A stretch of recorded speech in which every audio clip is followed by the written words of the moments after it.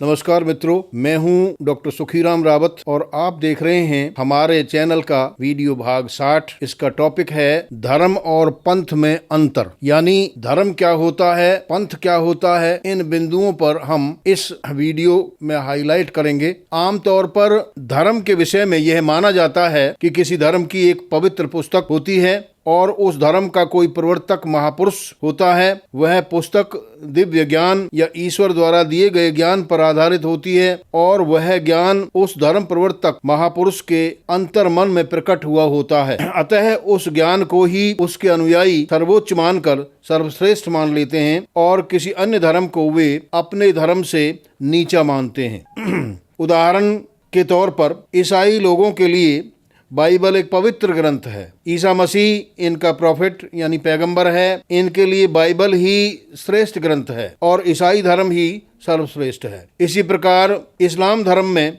कुरान एक पवित्र ग्रंथ है।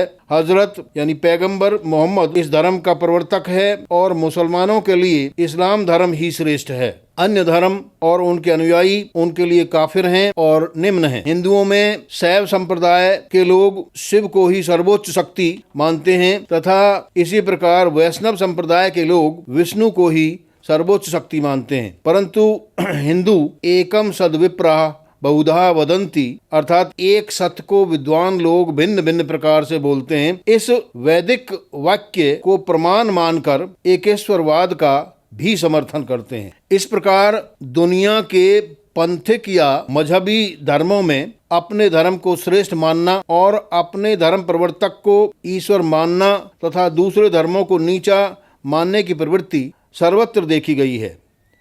इस प्रवृत्ति के कारण धार्मिक या सांप्रदायिक खूनी लड़ाई झगड़े भी विश्व के विभिन्न भागों में हुए हैं, जिन्हें जिहाद, क्रूसेड आदि नाम दिए गए हैं। अपने धर्म को अन्यों से श्रेष्ठ मानना, अपने धर्म प्रवर्तक को ही परम शक्ति मानना, यह व्यक्तिगत धार्मिक प्रवृत्ति मजहब, सांप्रदायिक मत या पंथ कहलाती है। अंग्रेजी में इसे सेक्ट कहते हैं और ऐसी विचारधारा को सेक्टेरियन आइडियोलॉजी कहते हैं। इस प्रकार की धार्मिक विचारधारा में प्रत्येक धर्म की व्यक्तिगत आस्था या मान्यता होती है और प्रत्येक धर्म की पूजा पद्धति भी अलग होती है। पूजा करने के लिए उनके पूजा स्थान होते हैं जिन्हें मंदिर, गुरुद्वारा, गिरजाघर या मस्जिद कहा जाता है। परंतु ये सब जो व्यवस्थाएं हैं, ये व्यवस्थाएं मजहब, सांप्रदायिक मत या पंथ आदि की व्यवस्थाएं होती हैं। इस समस्त व्यवस्था को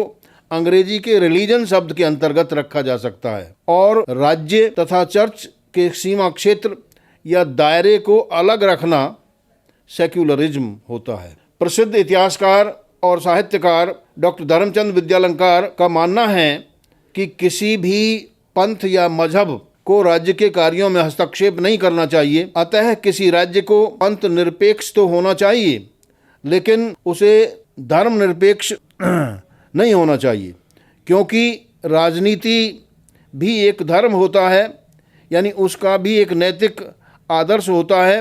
अतः उसे धर्म सापेक्ष होना चाहिए, धर्म निरपेक्ष नहीं होना चाहिए। तो फिर धर्म क्या है, यानी ऐसी क्या चीज है जिसे हम धर्म माने? तो आइए समझते हैं। ध्रियते लोको अनेन धरती लोकम वा इति धर्म है, अर्थात ध्री धातु से मन प्रत्यय करने के बाद धर्म शब्द व्युत्पन्न होता है। तात्पर्य यह है कि जिसके द्वारा लोक अर्थात जगत धारण किया जाए या जो तत्व संपूर्ण लोक में व्याप्त रहे वह धर्म कहलाता है। यह तत्व सदा से लोक में व्याप्त रहा है, व्याप्त है और आगे भी रहेगा। यह अनादि है, अतः यही सनातन धर्म है, यानी उसका ह्रास नहीं होता कभी भी। अब हम इस धर्म को, इस प्रकार के धर्म को उदाहरण देकर समझते हैं। मनुष्य में ऐसी क्या चीज है जो हमेशा उसके साथ रहती है? मनुष्य में सदैव रहने वाला तत्व क्या होता है?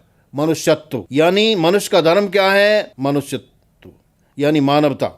इंसान में सदैव रहने वाला तत्व क्या है? यानी इंसानियत। यानी इंसान का धर्म क्या है? इंसानियत।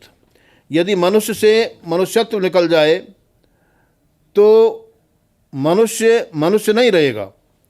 इसी प्रकार इंसान से इंसानियत निकल जाए तो इंसान न रहकर शैतान या हैवान हो जाएगा।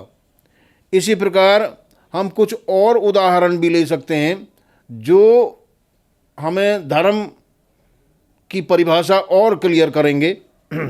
जैसे जल में सदैव रहने वाली चीज क्या है? शीतलता, यानी जल का धर्म क्या है? शीतलता। अग्नि में सदैव रहने वाला तत्व क्या है? उष्णता।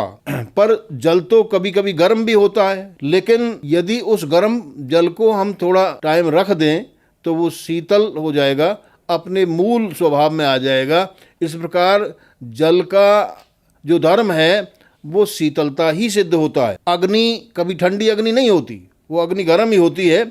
और तर्क शास्त्र में इसके लिए कुछ एग्जाम्पल्स दिए हैं, जैसे यत्र यत्र धुएं तत्र तत्र अग्नि, यानी जहाँ जहाँ आप धुआं देखेंगे वहाँ अग्नि का अनुमान लगाया जा सकता है। पर कई बार धुआं नहीं होता, जैसे बिजली का कोई यंत्र है, तो वहाँ उष्णता अवश्य होगी। इसी प्रकार हम और एग्जाम्पल ले सकते हैं, जैसे एक भाई का भाई के प्रति फर्ज क्या होता है, एक पिता का पुत्र के प्रति क्या फर्ज होता है, पुत्र का पिता के प्रति क्या फर्ज होता है, धर्म होता है, माता का पुत्र या परिवार के प्रति क्या धर्म होता है, अध्यापक का शिष्य के प्रति क्या धर्म होता है, उसका कर्तव्य क्या है, शासक का शासित के प्रति, राज्य का प्रजा के प्रति और प्रजा का राज्य के प्रति।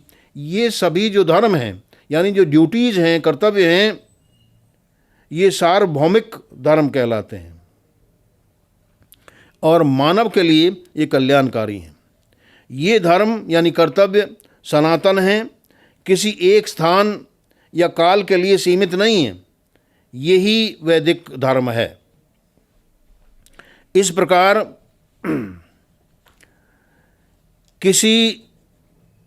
इस प्रकार का जो धर्म है वो किसी मजहब या पंथ का मोहताज नहीं है। ऐसे धर्म से किसी सांप्रदायिक झगड़े की संभावना भी नहीं है। पर ये एक प्राकृतिक नियम है, जब भी इस प्रकार का धर्म क्षय होगा, इस प्रकार के धर्म की ग्लानि या हानि होगी, तो कोई दैवी शक्ति अपने आप प्रकट होगी और उस धर्म की पुनर्स्थापना हो जाएगी। भगवत गीता में यही भाव इस प्रकार कहा गया है कि यदा यदा ही धर्मस्य ग्लानिर्भवति भारत अभ्युत्थानम अधर्मस्य तदात्मानं सृजाम्यहम्। यानी जब जब धर्म की हानि होगी और अधर्म का उत्थान होगा, तो वो दैवी शक्ति, वो दिव्य पुरुष अपने आप को संसार में प्रकट करेगा साकार रूप। रामचरितमानस में भी इसी भाव को प्रकट किया गया है स्वामी गोस्वामी तुलसीदास ने। जब जब होई धर्म की हानि, बाढ़ई असुर अधम अभिमानी, करहीं अनीत जाय नहीं बरनी, सीदई विप्र धेनु सुर धरणी, तब तब प्रभुधर विविध शरीरा, हरई कृपा नदी सज्जन पीरा। यानी वो जो कृपानिधि हैं, दयालु हैं भगवान, वो अधर्म जब बढ़ता है तो धर्म की स्थापना के लिए अपना कोई साकार रूप धारण करते हैं और संसार में प्रकट होते हैं। पर यहाँ पर एक सवाल उठता है कि भाई का धर्म भाई के प्रति, पिता का धर्म पुत्र के प्रति, पुत्र का धर्म पिता के प्रति, इस तरह से धर्म निभाते निभाते संसार में अभिमान, घमंड, अहम की भावना जन्म ले सकती है। उसका समाधान क्या है? उसके समाधान के लिए समर्पण भाव है। यानी हमें ये सोचना चाहिए कि हम करने वाले सिर्फ माध्यम हैं और कराने वाला कोई और है। तो इस तरह का भाव भी भगवत गीता में बताया है। सर्वधर्मान परित्यज्य माम एकम शरणम व्रज अहम त्वा सर्व पापेभ्यो मोक्षयिष्यामि मा शुचः। यानी आप शारीरिक, मानसिक और बौद्धिक जो धर्म हैं व्यक्ति के, उनको त्याग कर एकमात्र उस परम तत्व की शरण में जाना चाहिए, उस ईश्वर की शरण में जाना चाहिए। तभी व्यक्ति सभी पापों से मुक्त होगा। इसीलिए भगवान कृष्ण कहते हैं कि अर्जुन को कि आपको शोक नहीं करना चाहिए। इस प्रकार के धर्म का जो डिटेल्ड वर्णन है, विस्तृत वर्णन है, वो हमें मनुस्मृति में मिलता है और मनुस्मृति में इस प्रकार के जो धर्म हैं उसके 10 लक्षण बताए गए हैं। वो मैं आपके सामने श्लोक पढ़ देता हूँ। श्लोक क्या है? धृति, क्षमा, दमो, अस्तेयम, शौचम, इंद्रिय निग्रह, धीर, विद्या, सत्यम, अक्रोधो, दशकम धर्म लक्षणम। यानी धृति धैर्य, यानी कष्ट या विपरीत परिस्थितियों में धैर्य नहीं खोना चाहिए। क्षमा दूसरा लक्षण, वैर भाव भूलकर क्षमा कर देना चाहिए। तीसरा लक्षण है दम यानी संयम, मन और इच्छाओं को वश में रखना चाहिए। चौथा लक्षण है अस्तेय यानी चोरी नहीं करनी चाहिए किसी भी हालत में। ईशावास्योपनिषद में भी कहा गया है एक मंत्र में, माँ गर्धय कस्य धनम, यानी किसी के धन पर गिद्ध दृष्टि नहीं डालनी चाहिए। पांचवा लक्षण क्या है? शौच यानी पवित्रता, शरीर और मन दोनों की शुद्धि यानी बाहरी और आंतरिक पवित्रता होनी चाहिए। छठा लक्षण क्या है? इंद्रिय निग्रह, यानी पांचों इंद्रियों को भोग विलासों में लिप्त रहने से रोकना चाहिए, विषयासक्त नहीं होना चाहिए। सातवां लक्षण है धी यानी बुद्धि या विवेक, शास्त्र सम्मत ज्ञान, सही गलत को समझने की विवेकपूर्ण बुद्धि होनी चाहिए। और आठवां लक्षण है विद्या यानी ज्ञान, आत्मज्ञान और सत्य असत्य का ज्ञान होना चाहिए। और नौवां लक्षण है सत्य यानी मन, कर्म और वचन से सत्य का पालन करना चाहिए। और 10वां लक्षण है अक्रोध यानी क्रोध नहीं करना चाहिए। इसको करने से यानी क्रोध मान लीजिए हम करें तो क्या नुकसान होगा? भगवद गीता में इसका समाधान इस प्रकार है, क्रोधात भवति सम्मोह, सम्मोहात स्मृति विभ्रमे, स्मृति भ्रंशात बुद्धिनाशो, बुद्धिनाशात प्रणश्यति। यानी क्रोध से सम्मोह उत्पन्न होता है। सम्मोह क्या होता है? जब व्यक्ति किम कर्तव्य विमूढ़ हो जाए, यानी उसे ये नहीं पता लगे कि भाई क्या करना चाहिए क्या नहीं करना चाहिए, तो उसे सम्मोह कहते हैं। जैसे महाभारत के युद्ध में अर्जुन की मति भ्रमित हो गई थी, उसे ये पता नहीं लग रहा था कि भाई मुझे युद्ध करना चाहिए कि नहीं करना चाहिए। क्यों? क्योंकि उसके समक्ष जो दूसरी सेना थी उसमें उसके दादा थे, उसके मामा थे, उसके भाई थे, तो उसे ऐसा लगा कि भाई मुझे युद्ध करना चाहिए कि नहीं करना चाहिए। तो कहता है प्रथम अध्याय में, भ्रमति में मत, यानी मेरा जो मन है वो भ्रमित हो रहा है।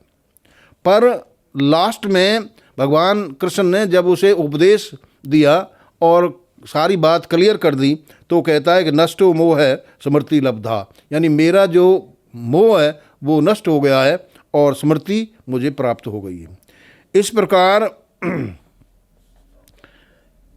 क्रोध व्यक्ति को कभी भी नहीं करना चाहिए। क्रोध करेगा तो सम्मोहित होगा, सम्मोह से स्मृति नष्ट होगी, स्मृति नष्ट होगी तो बुद्धि नष्ट होगी, और फिर बुद्धि नष्ट होगा तो व्यक्ति का सर्वनाश हो जाता है। तो ये लक्षण हैं 10। ये लक्षण धर्म के हैं, सनातन धर्म के हैं, और ये किसी पंथ या मजहब के लक्षण नहीं हैं। ये इस तरह के जो लक्षण हैं ये सदैव रहते हैं, सनातन रहते हैं, कभी इनका आदि या अंत नहीं है। तो ये हमने इसमें देखा मित्रों कि धर्म और पंथ में ये अंतर है। धर्म जो है वो सनातन होता है और पंथ जबकि सनातन नहीं होता, वो उसका दायरा जो सीमित होता है। यदि आपको हमारा ये वीडियो अच्छा लगा है तो आप इसे सब्सक्राइब करिए, इसे शेयर करिए, इस पर कमेंट करिए ज़्यादा से ज़्यादा। आपका बहुत बहुत धन्यवाद। नमस्कार।